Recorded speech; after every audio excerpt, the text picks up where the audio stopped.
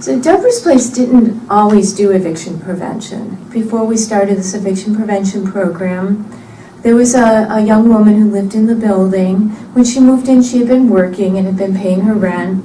Over the course of living here, she had some hard things happen, and she ended up relapsing with drug use. She lost her job, was unable to pay rent, just a lot of things started going wrong, and it led to her being evicted. A couple months later, I ran into this woman actually in the alley behind our building. What struck me was she looked horrible. She was staying in shelters, the streets, wherever.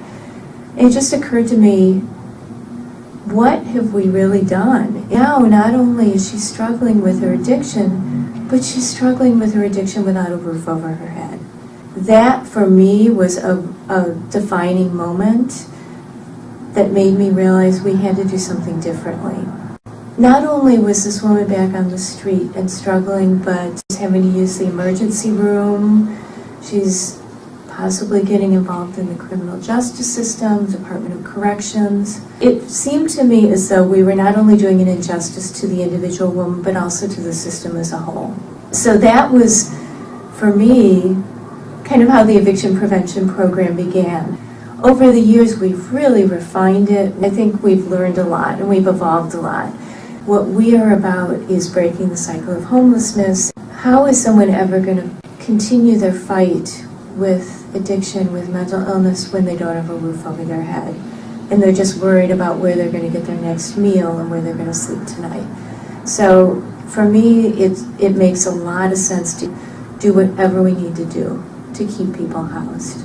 What we do is we try to put together an eviction prevention team that will include the property manager, who's responsible for saying, well, here's what your rent is, here are the expectations of the building, usually case management staff, and somebody there as an advocate to speak for her, so that we make sure that her voice does not get lost in the process.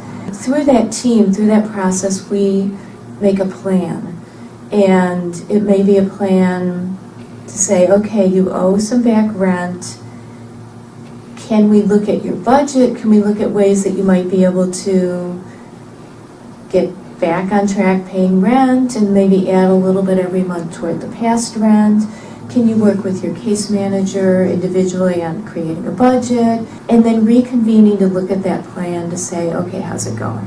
I don't think there's any time limit on this process. And that's another thing I like about it, is that we're not saying, you've got to figure this out within the next 2 weeks. As long as we feel like there's a team process going on and we feel like that tenant is working hard, we'll continue that process for the length of time necessary. Your pride leaves when you're out there in the street. So I remember what it was like being out there, and I didn't want to go back again. It's not a nice place to be homeless. That's the worst place in the world.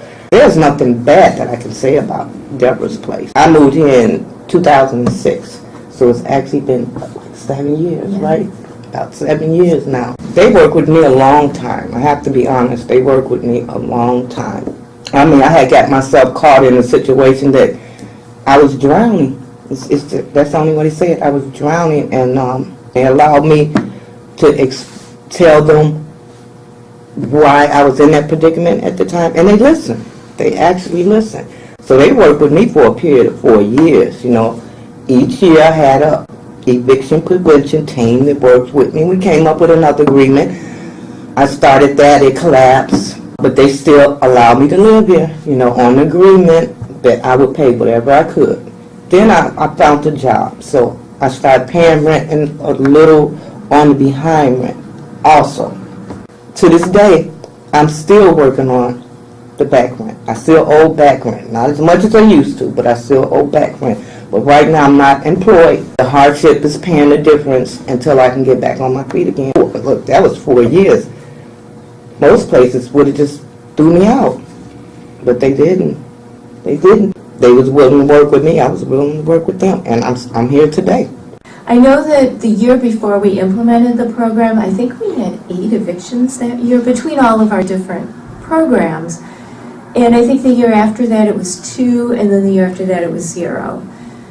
In the past 2 years at Deborah's place, we've had 0 evictions. I believe it's an effective program, and I believe it's so much more effective to keep people housed, to give us the opportunity to keep working with them while they have a roof over their heads and they're not worrying about basic needs.